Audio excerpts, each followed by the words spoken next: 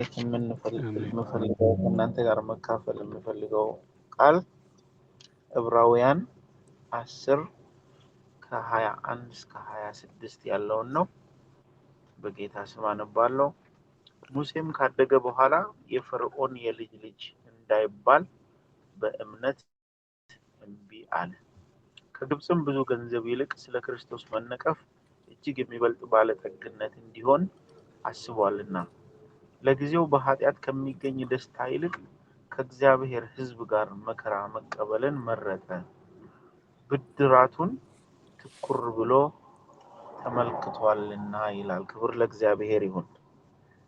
አሜን። እነዚህ ሁለት ቁጥሮች ላይ በተለይ ከግብፅም ብዙ ገንዘብ ይልቅ ስለ ክርስቶስ መነቀፍ እጅግ የሚበልጥ ባለጠግነት እንዲሆን አስቧልና ከሚለው ጀምሮ እስከ ብድራቱን ትኩር ብሎ ተመልክቷልና እስከሚለው ድረስ ሶስት በጣም ዋና ዋና ነጥቦችን እናያለን። ያም አንደኛ ሙሴ ካደገ በኋላ የፈርዖንን አያትነት እምቢ አለ የሚል ነው። ሁለተኛ ደግሞ ሙሴ ሁለት ነገሮችን አወዳደረ። አንደኛ ስለ ክርስቶስ መነቀፍ ትልቅ ባለጠግነት እንደሆነ፣ ሁለተኛ ደግሞ በኃጢአት ከሚገኝ ደስታ ይልቅ ከእግዚአብሔር ሕዝብ ጋር መከራን መቀበል እጅግ የሚበልጥ ባለጠግነት መሆኑን ተረዳ ይላል። ሶስተኛው ነጥብ ብድራቱን ትኩር ብሎ ተመለከተ ይላል። ክብር ለእግዚአብሔር ይሁን። በእነዚህ ሁለት ቁጥሮች ደግሞ እንደ ንዑስ ርዕስ ሶስት ነገሮችን ብናይ አንደኛ እምቢታ ነው፣ ሁለተኛ ውድድር ነው፣ ሶስተኛ ትኩረት ነው ማለት ነው። እንግዲህ ሙሴ እምቢ ያለውን የእምቢታውን ዝርዝር ካየን ሙሴ እምቢ ያለው ዝም ብሎ ተራ ነገር ወይም ደግሞ ዝም ብሎ ስሜት ወይም የሆነ ግንዛቤን አይደለም። ሙሴ እምቢ ያለው በወቅቱ እስራኤላውያንን በባርነት የሚያንቀጠቅጥ መንግስት፣ የመንግስቷ ደግሞ የበላይ ራስ የሆነውን የንጉሱን የልጅ ልጅነት ወይም ደግሞ ንጉሱ በጣም በተቀማጠለ ሁኔታ በቅብጠት የሚያሳድገውን ያንን ህይወት ነው እምቢ ያለው። ማለት ይሄ ዝም ብሎ ነገር አይደለም። ላይክ በዚህ እኛ ባለንበት ዘመን ካየን፣ በዚህ እኛ በምንኖርበት ሀገር ካየን አንድ ስደተኛ ወረቀት የሌለው ወይም ደግሞ ስደተኛ የሆነ በብዙ ውጣ ውረድ ውስጥ የሚንገላታ ሰው የራማፖሳን አያትነት እምቢ አለ ማለት ነው። ኦሪናዘር ወይ ደግሞ የዓለም ሀያል በዚህን ሰዓት ሁሉም ሊሄድበት የሚመኘው ሊሰራበት ሊኖርበት ልጅ ሊወልድበት የሚመኘውን አሜሪካን የዶናልድ ትራምፕን አያትነት አልፈልግም ብሎ የሚመጣ ሰው አሁን እንግዲህ እኛ ባለንበት ዘመን እንደዚህ አይነት ሰው ብናገኝ ወይ ታሟል ነው የምንለው፣ ወይ ጤንነቱ ተቃውሷል ነው የምንለው፣ ወይ በቃ የሆነ የስነ ልቦና ችግር አለበት ነው የምንለው እንጂ መንፈሳዊ እድገት ላይ ደረሰ ብለን ካታጎሪ ላናደርግ እንችላለን። ዓለም ላይ ከሚሰማው፣ ዓለም ላይ ከሚታየው፣ ስደተኞች ከሚኖሩበት፣ ባርነት ውስጥ ያሉ ሰዎች ከሚኖሩበት አንጻር ማለት ነው። እና እንኳን አይደለም የአንድን ሀያል አገር መሪነት ይቅርና አንድ ታዋቂ ሰው ላይክ ሶሻል ሚዲያ እንኳን ያገነነውን ሰው የእሱ ጓደኛ ነበርኩ ወይም የእሱ አብሮ አደግ ነበርኩኝ ለማለት በብዙ ኩራት በብዙ መመካት የምንጠቅስበት ዘመን ነው። እንግዲህ ሙሴ ደግሞ በወቅቱ እምቢ ያለው ወይም ደግሞ የፈርዖን የልጁ ልጅ ተብሎ መጠራት ነው። መሆን ብቻ አይደለም እኮ መጠራት፣ በዚህ ስም መጠራት አልፈልግም ብሎ ነው እምቢ ያለው። ክብር ለእግዚአብሔር ይሁን። ሁለተኛ ደግሞ ውድድር ነው። ሙሴ የሚመጣው ህይወት፣ የሚገለጠው ክብር፣ የተጠራበት ዓላማ እንዴት አስቀድሞ እንደተገለጠለት እና እንደበራለት በጣም ያስገርማል። ሙሴ የሰራው ስሌት በጣም የሚገርም ነው። እኛ አሁን ልንሰራው ልንከተለውና ልንኖርበት የሚገባንን ስሌት ነው እሱ ቀድሞ የሰራው። ያ ምንድነው?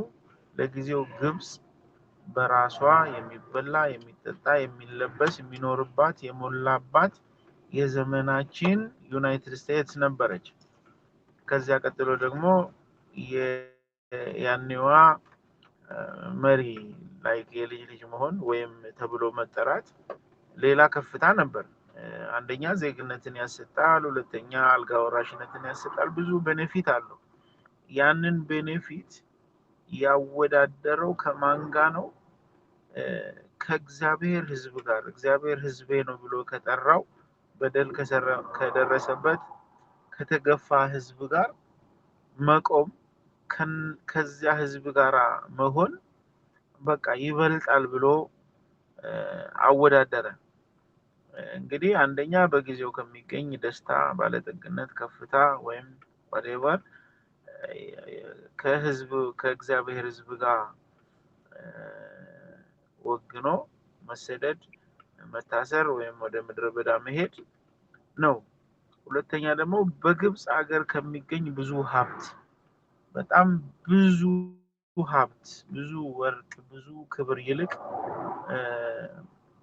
ስለ ክርስቶስ መነቀፍ ያ ትልቅ ቤኔፊት ነው ብሎ ማወዳደር ወይም እዛው ውስጥ ለመግባት እጅግ በጣም የሚገርምና በጣም የከበረ ምርጫ ነው ማለት ነው። ሶስተኛ ትኩረት ነው። ሙሴ አንድ ነገር ትኩር ብሎ ተመልክቷል። ያም ብድራት የሚባለውን ነገር በወቅቱ በሁኔታው በጊዜው ያሉት ነገሮች ከአይነት በላይ ከአይኑ ላይ ሰውሮ ብድራቱን ትኩር ብሎ ተመልክቷል። አሁን እንግዲህ ትኩር ብሎ የሚለውን ቃል በእንግሊዘኛ ካነበብን ሪስፔክት ነው የሚለው። ሪዋርዱን ሪስፔክት አድርጎ አክሴፕት አድርጎታል ነው እና ትኩረት የሚለውን ነገር ሪስፔክት በሚለው ነው የገለጸው። የግሪኩ መጽሐፍ ቅዱስ ግን አፔክሌፔን ብሎ ነው የሚጠራው። ያ ማለት ምን ማለት ነው?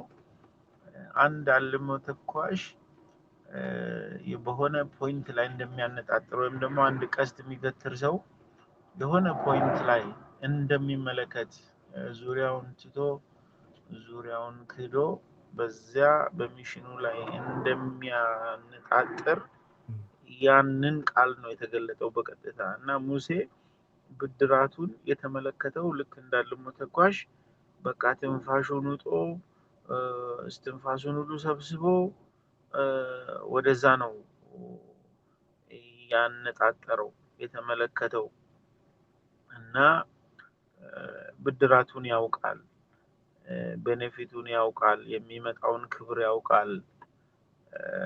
ምክንያቱም አንደኛ ሙሴ እግዚአብሔርን በአካል ያየው በእሳት ነበልባል በቁጥቋጦ መሃል ድምፁን የሰማው እምቢ ብሎ ከሸሸ በኋላ ነው፣ ከተሰደደ በኋላ ነው። በዚያ ውስጥ እግዚአብሔር ራሱን ገለጠለት። ሕዝቤን ትመራለህ፣ ሕዝቤን ትታደጋለህ፣ ሕዝቤን ታስተምራለህ ብሎ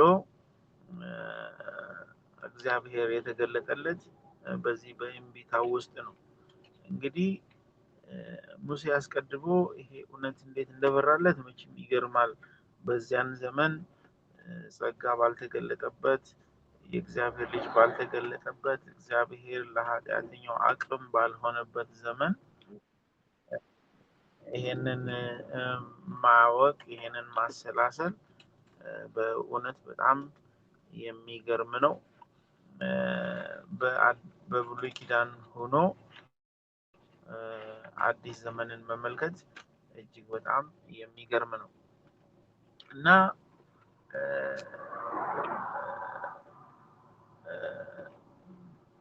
ሙሴ የተመለከተው ወይም ደግሞ ይሄ ብድራት የሚባለው ነገር ምንድነው ማለት ለሙሴ የነገረው ሰው የለም።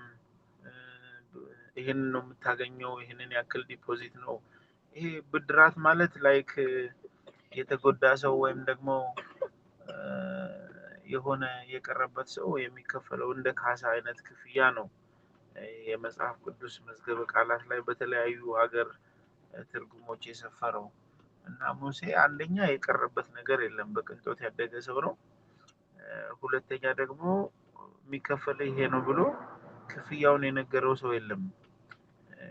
ታዲያ ሙሴ የትኛውን ክፍያ ነው ወይም ደግሞ የትኛውን ካሳ ነው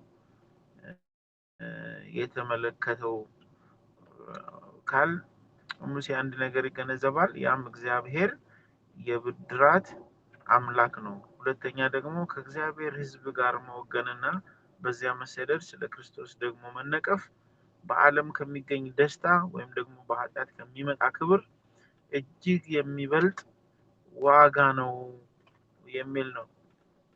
እዚህ ላይ አንድ ገጠመኝ ልንገራችሁ ወይም ደግሞ አንድ ምስክርነት ልንገራችሁ።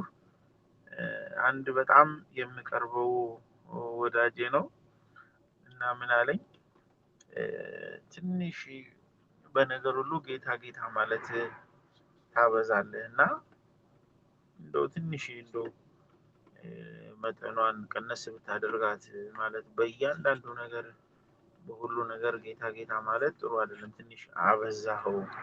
እስኪ አስበው እንደዚህ ጌታ ጌታ ብለህ ጌታ ባይኖርስ አለኝ። ጌታ ባይኖርና ባይሰማ ኖሮ በቃ በጣም እኮ ኪሳራ በጣም ብዙ ነው አለኝ። አዎ ልክ ነህ አልኩት። አንተ ካልኩሌት ባደረግከው እግዚአብሔርን ጠብቄ መጨረሻ ላይ ባፍር ወይም ባይገለጥ ወይም ባይመልስልኝ ወይም ደግሞ ባይኖር በጣም የተሸወደ ሰው በዚህ ምድር ላይ እኔ ነኝ። እውነትህን ነው። ግን አንድ ትልቅ ቁም ነገር የምነግርህ ጌታን ካወቅኩበት ጊዜ ጀምሮ ወይም ደግሞ እግዚአብሔር ራሱን ከገለጠልኝ ጊዜ ጀምሮ በዚህ መርህ ውስጥ በመኖሬ ያገኘሁት ቤኔፊት፣ ያገኘሁት ክብር፣ ያገኘሁት ማስተዋል እግዚአብሔር የሚባለው ባይኖር ራሱ ጸሎቴን ባይመልስልኝ ወይም ደግሞ በቃ ምንም ነገር ባይኖር ራሱ ያ ከበቂ በላይ ነው። እኔ አሁን ጌታ ጌታ የምለውን መንገድ እሱን ባልከተል ኖሮ አሁን እንደምታየኝ አልሆንም ነበረ። አሁን እንደማደምጥህ አላዳምጥህም ነበረ። ይህንን ያመጣው ይሄ ነው። ስለዚህ እግዚአብሔር ባይኖርና መንግስተ ሰማያት ባይኖር ራሱ በዚህ ምድር ላይ ጌታን ተከትዬ ያገኘሁት ቤኔፊት እሱ ይበቃኛል አልኩት እና እየከነከነ ሁሌ እቺን ነገር ያነሳብኛል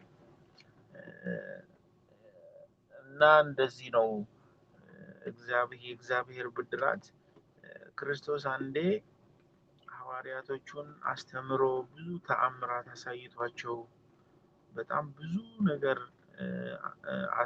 ክብሩን ገልጦላቸው ተጠጉና አንድ ነገር ጠየቁት። ሁሉንም ትተን ተከተልንህ አሉት። እንግዲህ እነ ሉቃስ ማይክሮስኮፓቸውን ጥለው ነው የመጡት። እነ ጴጥሮስ ታንኳቸውን ጥለው ነው የመጡት። እነ ሉቃስ በቃ የታሪክ ምርምራቸውን ግማሹ ቀራጭነቱን ትቶ ነው የመጣው እና የኛ ብድራታችን ወይም ደግሞ ቤኔፊታችን ምንድን ነው አሉት እና እንደዚህ አላቸው፣ የእናንተ ዋጋ በዚህ ምድር ላይ ያላችሁ 100 እጥፍ ነው አላቸው። 100 እጥፍ ፐርፌክሽን ነው፣ ሙላት ነው። በሰማይ ደግሞ የዘላለም ሕይወት ነው። ይሄ ነው ቤኔፊታችሁ አላቸው። ይሄ ነው ብድራታችሁ፣ ይሄ ነው አላቸው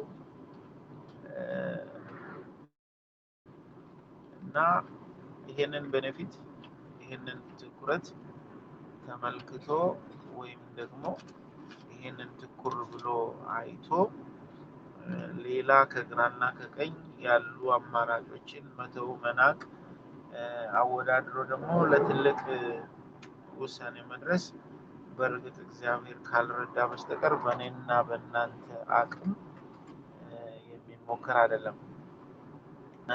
ክርስቶስ በወንጌል ሲያስተምር እንደዚህ አለ፣ አስቀድማችሁ የእግዚአብሔርን መንግስት ወይም ደግሞ ሌላ ቦታ መንገድ ይለዋል፣ ጽድቁንም ፈልጉ፣ የቀረው ነገር ይጨመርላችኋል ይላል። አሁን ሳይንስ የሰው ልጅ መሰረታዊ ፍላጎቶች ብሎ አሁን ምግብ፣ መጠለያ፣ ልብስ ብሎ ሶስቱ ቤዚክስ ናቸው። ቤዚክስ ሂውማን ኔሴሲቲ ናቸው። ሌላው ነገር ግን ያው የቅንጦት ነው፣ የሰው ልጅ የሚጨምራቸው ነገሮች ናቸው። እነዚህ ሶስቱ ነገሮች ግን በጣም አስፈላጊ በጣም ቤዚክስ ናቸው ይላል። መጽሐፍ ቅዱስ ደግሞ ተቃራኒውን ነው የሚነግረን። እነዚህ ሳይንስ ቤዚክስ ያላቸው ነገር ተጨማሪዎች ናቸው፣ የቅንጦት ናቸው፣ ወይም ደግሞ ከዋናው ጋር የሚሰጡ ቲፖች ናቸው። ላይክ አሁን እነዚህ ፋስት ፉድ ሬስቶራንቶች ላይ ላይክ ፒዛ ታዞ ኦር ቺክን ታዞ መጨረሻ ላይ ሂሳብ ሊከፈል ሲል የሆነ ስዊት ነገር ጣል እንደሚደረግበት ሳይንስ በጣም አስፈላጊ ነው ብሎ የነገረን ነገር ላይክ እንደዛ ቲፕ ነው። ላይክ አሴ ዴዘርት ነው የሚመጣው። ዋናው አስፈላጊው ነገር የእግዚአብሔር መንግስት፣ የእግዚአብሔር ጽድቅ ነው። ለሰው ልጅ ዋና መሰረታዊ ነገር ያ ነው። እንግዲህ ይህንን የእግዚአብሔር መንግስትና የእግዚአብሔርን መንገድና ደግሞ ጽድቁን ስንፈልግ ወይም ደግሞ መሻታችን ስናደርግ ሌላውን ነገር ንቀን መተው ይሆንልናል። ማለት ሌላው ነገር የሚታየው ነገር አንደኛ ከንቱ ነው። ከፀሐይ በታች ሁሉም ነገር ከንቱ ነው። ዛሬ አለን የምንለው ነገር ነገ ሳይኖር እናየዋለን። ብዙ ርቀት ይወስደናል ያለነው ነገር በሜትሮች አሰናክሎ ሲጥለን እናያለን። በጣም ብዙ አክብረን በጣም ብዙ ቦታ ሰጥተን ቦታ የሰጠነው ሰው ሲያጎሳቁለንና ዲሳፖይንት ሲያደርገን እናያለን። እስከ መጨረሻው ድረስ ጸንቶ ታማኝ ሆኖ የማይቀየር የማይለወጥ የእግዚአብሔር ልጅ ብቻ ነው እና ያንን ቤኔፊት ማየት፣ ያንን ነገር አተኩሮ ማየት እጅግ በጣም አስፈላጊ ነው። ሳይንስ እኔ ያው ሳይንስ ወዳለው የእግዚአብሔርን ቃል የበለጠ እንድረዳ ያደርገኛል። ሳይንስን ሳሰላስል ወደ መንፈሳዊ ነገር ነው ማመጣው እና እንደ እግዚአብሔር ሰው ሲስተማቲክ ቲዮሎጂ የሚባል አለ። ላይክ አንተ አሁንም እንትን እንደምትለው ለምን አትማርም አለኝ። ያው ጊዜው ሲደርስ እማራለሁ፣ እስከዛ መንፈስ ቅዱስ ያስተምረኛል አልኩት እና አሁን በዚህ ባይ ዘ ዌይ ያው ሳይንስ አብዛኛውን ነገር የሚወስደው ከተፈጥሮ ላይ ነው። ላይክ በራሪዎችን ካየን፣ እነዚህ ሮኬቶችን ካየን፣ በቃ አሁን በዚህ ዘመን ብዙ ነገር እየሰራ ያለው ይሄ አርቲፊሻል ኢንቴሊጀንት የሚባለው በሙሉ ከተፈጥሮ ላይ ነው የሚወሰደው፣ ወይም ደግሞ ከተፈጥሮ ላይ ነው ሞዲፋይድ የሚያደርጉት እና ወደ ሳይንቲፊክ ወይ የሚያመጡት እና ስለዚህ ስለ ትኩረት ይሄ ሆሪዞን የሚባል ነገር አለ። ይሄ አድማስ ብለን እኛ የምንጠራው ነገር ላይክ ሰርቬይንግ እና ድሮዊንግ ስንማር በጣም ቻሌንጅድ የሆነ ነገር ነው። የአንድ ኢሜጅ የእሱ ሆሪዞን የእሱን አድማስ በንድፍ ላይ ማሳየት ከባድ ትምህርት ነበረ እና በዛ ላይ ይሄ ከአይናችን የሚወጣው ነገር ማረፊያውን ይፈልጋል እና እዛ ማረፊያው ላይ አንድ ፖይንት ላይ ሲያርፍ በቃ አይናችን ስራውን ጨረሰ ማለት ነው። ወይም ደግሞ አስ ፊዚክስ ወርክ ኢዝ ደን ይባላል። ካለዛ አይናችን ማረፊያ ከሌለው ወይም ደግሞ አይናችን የሚያርፍበት የሆነ ነገር ከሌለ አይናችን ዝም ብሎ ሲዋተት ነው የሚለው እና ይደክማል። አሁን ለምሳሌ ላይክ ስክሪን አሁን የሰውን አይን በጣም አቢዩዝ እያደረገ ያለው የሆነ ፖይንት ስለሌለው ነው። አሁን የሆነ ቪዲዮ ይመጣል፣ ከዛ ፒክቸር ይመጣል፣ ከዛ የሆነ ቀለማት ይዘበራረቃሉ። አይናችን ማረፊያቱ ሲዋትት ሲሆን በቃ ሌንሳችን እየደከመ አእምሯችን እየደከመ ይመጣል በአንድ ፖይንት ላይ ግን አተኩረን የምናይ ከሆነ አተኩረን ያንን የምንመለከት ደግሞ የምናስተውል ከሆነ እይታችን የጠራ ነው። የምናየው ነገር ደግሞ ቤኔፊሻል ነው። እግዚአብሔር እኛን ሲፈጥር አተኩረን እንድናይ የሚፈልገው ነገር አለ። ከፍም ያላለ ዝቅም ያላለ በቃ የተወሰነ ነገር አለ እና በዛ ነገር ላይ አይናችን የሚያርፍ ከሆነ መንፈሳችንም ልቦናችንም ኤቭሪቲንጋችንም ማረፊያ ያገኛል እና ስለ ካቶድሬ ከዚህ ከአይን ውስጥ ስለሚወጣው ጨረር ወይም ደግሞ ብርሃን ሳይ ኢትዮጵያ ውስጥ በድሮ ጊዜ እንደዚህ አይነ ስልብ ነው ወይም ደግሞ ይሄ ቡዳ ነው ተብሎ የእንትን የሚሉ ሰዎች ነበሩ። አሁን በተለይ እንደዚህ ከቤተ እስራኤሎች ሰዎች ጋር በተያያዘ እንደዚህ አተኩረው ካዩ በቃ ይገሉናል የሚል ነገር አለ እና ያ ነገር ምን ያክል ሳይንቲፊክ ነው ወይም ደግሞ ምን ያክል ተጨባጭ ነው ብዬ ሳይ የተወሰኑ ሰዎች ከብዙ ሚሊዮን ሰዎች ላይክ በትንሽ ፐርሰንት የሚገኝ አይናቸው በጣም አትኩሮ ከማየት የተነሳ ይሄ ካቶድሬ የሚባል ነገር አውጥቶ ጨረር ማለት ነው። ይሄ ካቶድሬ የሚባለው ይሄ ሌዘር አሁን ላይክ ኢንዱስትሪ ላይ ለመቁረጥ ኦፕሬሽን ሁሉ ይሰራበታል። አሁን በቅርቡ ደግሞ እስራኤል ሀገር ላይ የጦር መሳሪያ አድርገው አውጥተውታል። አውሮፕላን ሚሳኤል እየመቱ ይጥሉበታል እና ያ ካቶድሬ በጣም አደገኛ ጨረር ነው። ፀጉርን ለሁለት መሰንጠቅ የሚችል አቅም ያለው ነው። ብረትን የፈለገ ጠንካራ ብረትን በሰከንድ ውስጥ ሼፕ አድርጎ አሁን ሌዘር ከት ተብሎ በጣም ውድ ነው ማሽኑ ራሱ። እንደዚህ መጋዝ መገዝገዝ ወይም ደግሞ ዲስክ እየቀየሩ ማሽን ማስጮህ አሁን ኦልሞስት እየቀረ ነው። አሁን በጨረር ነው የሚቆረጠው እና ያ ጨረር የሚወጣው ምንድን ነው? ከሌንስ ውስጥ ወይም ደግሞ ከአይኑ ውስጥ ካቶድሬ የሚባለው ይሄ ፖዚቲቭ ቻርጁን በጣም በቀጭን ቱብ ውስጥ በቃ አንድ ፖይንት ላይ አተኩሮ እንዲያወጣ ያደርገዋል እና የዛኔ የሚፈጠረው ሙቀት አለ፣ የሚፈጠረው ሞገድ አለ። በቃ ምንም አይነት ሶሊድ ነገር ለምን ዲያመንድ አይሆንም? የሚቋቋመው ነገር የለም። ድንጋይ ይቆርጣል፣ ብረት ይቆርጣል፣ ማንኛውንም ነገር ይቆርጣል። እንግዲህ ይሄ ነገር ከሰው አይን ነው የተወሰደው። እንደዚህ አይነት ሰዎች ነበሩ። በጣም አትኩረው ከማየታቸው የተነሳ የሰውን ቦዲ ጨረሩ በዝቶ ሰው ይሞታል እና ቡዳ በላው ልጄን ምናምን የሚባለው ከዚህ ነገር የመጣ ነው የሚል ጽሁፍ ኢምፕሬስድ ሆኜ አነብ ነበር። እኔ ያንን ነገር በቃ ሙሴ ትኩር ብሎ ተመለከተው የሚለው ግሪኩ ደግሞ ልክ እንዳልሞ ተኳሽ አንድ ፖይንት ላይ ተመለከተ የሚለውን ያንን ነገር አሰላስል ነበረ። እግዚአብሔር ሰው ሊረሳ ይችላል፣ የተደረገለትንም የተደረገበትንም ሊረሳ ይችላል ሰው። እግዚአብሔር ግን አንደኛ የእግዚአብሔር ከሰው የሚለይበት ከፍጥረት የሚለይበት አንዱ ባህሪው የብድራት አምላክ ነው። ካሳን የሚሰጥ ካሳን የሚከፍል ጉዳትን የሚጠግን አምላክ ነው። ከፍጥረት ሁሉ የሚለይበት አንዱ ባህሪው እግዚአብሔር ያሰኘው አምላክ የብድራት አምላክ መሆኑ ነው። መጽሐፍ ቅዱስ ላይ በጣም ሁሌ ደጋግሜ በምሳሌነት የማነሳው ምንድነው? አንድ ንጉስ ታመመና የእግዚአብሔር ሰው እንዲያገለግለው ወይም ደግሞ እንዲጸልይለት ወይም ደግሞ የእግዚአብሔርን ሀሳብ እንዲነግረው ወደ እሱ አስጠራው። እሱም መጥቶ በቃ ትሞታለህ አለ። ምንም ነገር አትነሳም ከዚህ አልጋ ላይ በቃ ትሞታለህ፣ እንዲህ ነው ያለህ እግዚአብሔር አለ። ንጉሱ እንዴት እንደዚህ አይነት መልእክት ታመጣልኛለህ ብሎ አልተጣለው። በቃ በስነ ስርዓት አሰናብቶት በስነ ስርዓት ሸኝቶት ከዛ ምን አለው? ከዛ ነብዩ ከሄደ በኋላ ወደ ግድግዳ ዞሮ አለቀሰ ይላል።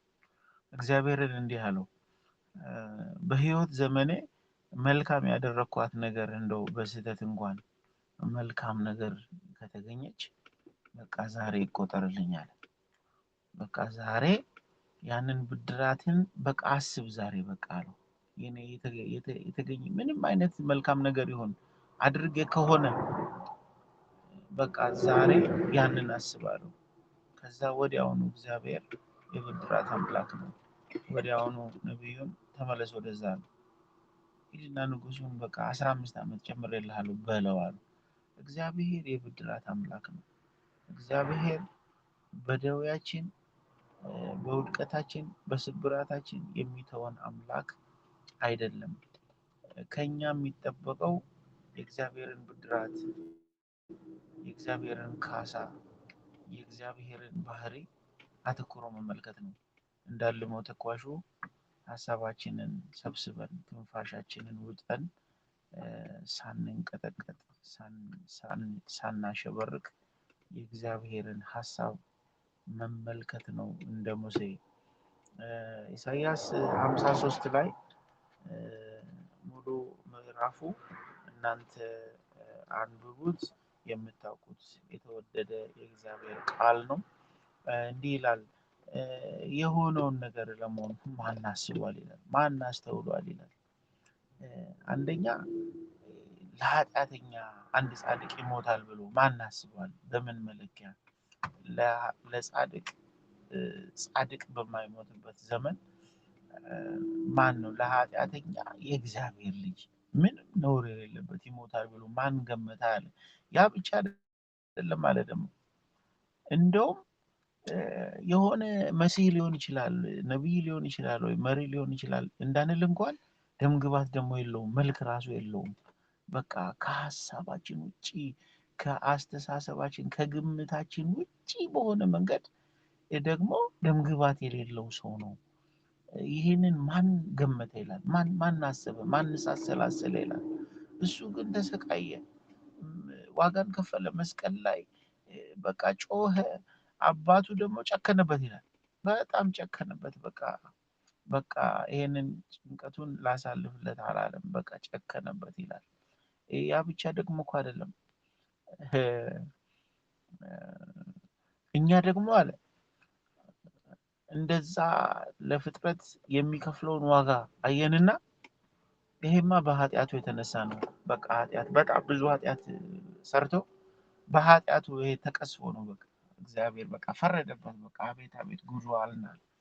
እና የእግዚአብሔር ልጅ ለኛ ያደረገው ከሰው አእምሮ የወጣ ከፍጥረት ሕግ የወጣ ከሳይንስ የወጣ ከሰዎች ባህሪ የወጣ ታላቁ የመስቀል ስራ ያልተቆጠረውን ህዝቡ የሚያደርግ ህዝብ ብሎ የሚጠራ ልጅ ያልሆነውን ባሪያ ሊሆን የማይገባውን እንኳን ልጅ የሆነው ይሆን እና እናንተን ሁሉ ያገናኘን ታላቁ የመስቀል ስራ ልናተኩርበትም ልብ ልንለው ልንከተለው የአይናችን ማረፊያ ልናደርገው የሚገባ ከሱ በላይ ምንም ሌላ ርዕስ የለም፣ ሌላ አጀንዳ የለም ልናወዳድረው። ዛሬ ዓለም በራሷ መንገድ በራሷ ዛቢያ ብዙ ክብር ልትሰጠን ትችላለች። ብዙ ትርፍ፣ በጣም ኮምፎርት ዞን ልናደርግ እንችላለን። በተለይ እዚህ ሀገር ለምትኖሩ፣ ሳውዝ አፍሪካ ለምትኖሩ በአመፅ መክበር ይቻላል፣ በአመፅ ገንዘብ ማግኘት ይቻላል፣ በአመፅ ብዙ ነገር ማድረግ ይቻላል። አሁን ውድድሩ የትኛው ይሻላል ነው፣ የትኛው the best ነው። ከእግዚአብሔር ሕዝብ ጋር መቆም፣ ከእግዚአብሔር እውነት ጋር መቆም፣ ከእግዚአብሔር ጽድቅ ጋር መቆም። ከእግዚአብሔር ጽድቅ ጋር ሲቆም እግዚአብሔር ላይ ሲተኮር እኮ ዓለም ሪዋርዷ የታወቀ ነው። ዓለም ወይም ደግሞ ፊድባኳ የታወቀ ነው። ስደት አለ፣ ውርደት አለ፣ ረሃብ አለ፣ መጠማት አለ፣ ቤት ውስጥ የሚጎል ብዙ የተዘበራረቀ ነገር አለ። ስራ ሁሉ ኤቭሪቲንግ አፕሳይድ ዳውን ነው የሚሆነው።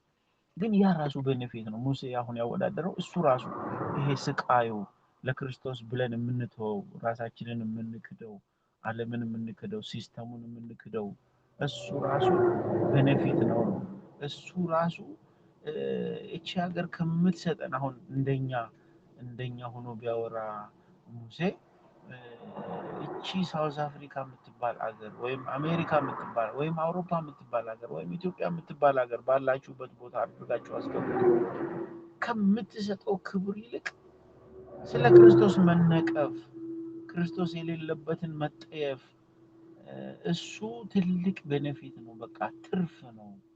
ሙሴ በቃ እንደዚህ አፍጥጦ ያየው ያንን ነው። ያንን በማየቱ ደግሞ ሐዋርያቶች ከክርስቶስ ጋር ሊጸልዩ በሄዱበት ጊዜ አንዱ ከክርስቶስ ጋር መጥቶ በመንፈሳዊ መልክ ሳይቀር የተገለጠው ሙሴ ነው። ዛሬ የብዙዎች አባት፣ እንደ አሻጋሪ፣ እንደ መሪ፣ እንደ ታላቅ መምህር፣ እንደ የእግዚአብሔር እጅ መገለጥ ተደርጎ የሚደረገው ሙሴ ነው። በልጆች ሁሉ የሚጠራው የክርስቶስ ግንድ የጀመረው ብዙ ነገር ነው ከሙሴ ነው። ይህንን ሁሉ ነገር ሙሴ አስቀድሞ ተገንዝቧል ወይም አልተገነዘበም የሚለው አከራካሪ ነው። ነገር ግን ምርጫው ፐርፌክት ነበር። ምርጫው ትክክል ነበር። እኔና እናንተ ደግሞ ከሙሴ የተሻለ በብዙ እጥፍ የሚሻል ምርጫ አለን። ያ ደግሞ ምንድነው? ኢየሱስ ክርስቶስ የማይገባንን በጸጋው ተገልጦ በእኛ አድሮ ስለ ኃጢአታችን በደል ከፍሎ ከጥፋት መንገድ መልሶ የህይወትን መንገድ አስተምሮ በድል እንድንራመድ አድርጎናል። ክፋት ባለበት ምድር፣ የሰው ልጅ እንደ ቀልድ በሚቀጠፍበት ምድር፣ ደዌና በሽታ አይነቱ እስከማይታወቅ ድረስ ሰዎችን በሚያረክፍበት ምድር ላይ እኔና እናንተን ከጥፋት ሁሉ ሸፍኖ በደሙ ሸፍኖ እያኖረን ነው። የዘላለም ህይወቱን የራሱን መልክ ደግሞ አካፍሎናል። እስኪ ራሳችሁን ሳሉት። ጌታን ባላውቀው ኑሮ አንደኛ አብዛኞቻችን አንኖርም፣ በህይወት አንኖርም፣ እስካሁን ድረስ በስጋ አንኖርም። ብንኖር ደግሞ በጣም አስቀያሚ፣ በዚህ ምድር ላይ እጅግ በጣም አስቀያሚ ሰዎች እንሆን ነበረ። ያንን ሁሉ ክብር የሰጠን እንግዲህ የመስቀሉ ስራ ነው። የክርስቶስ ስለኛ መሞት ነው። ለተቀበሉት ለሚያምኑት ለነሱ የእግዚአብሔር ልጆች የሆኑ ዘንድ ስልጣንን ሰጣቸው የሚለው ርዕስ ነው። ከዚህ በላይ ርዕስ የለም። ከዚህ በላይ ቤኔፊት የለም። ከዚህ በላይ ሀብት የለም። ከዚህ በላይ ተልእኮም የለም። ታላቁ ተልእኮ እኔና እናንተ የተጠራንበት የእግዚአብሔር ትልቁ ጽድቅ ይሄ ነው። እግዚአብሔር ጽድቁን ምህረቱን አሳይቶ ሚሊዮኖችን በፍቅር የማረከበት ታላቁ ገድል፣ የእግዚአብሔር ታላቁ ገድል ይሄ ነው። ይሄንን ልናተኩርበት ከምንም ነገር ላይ ሳናወዳድር ቻለም ከምትሰጠን ቻለም ጀባ ከምትለን ከየትኛውም ነገር በላይ አወዳድረን ይሄንን ልናተኩርበት ይገባል። እግዚአብሔር ይረዳናል። እግዚአብሔር ይባርካችሁ። ወደ ወንድሜ እኔ ልመለስ። እግዚአብሔር ይባርካችሁ። አሜን አሜን። ዘልዬ ጌታ ኢየሱስ ይባርክ። ተባረክ።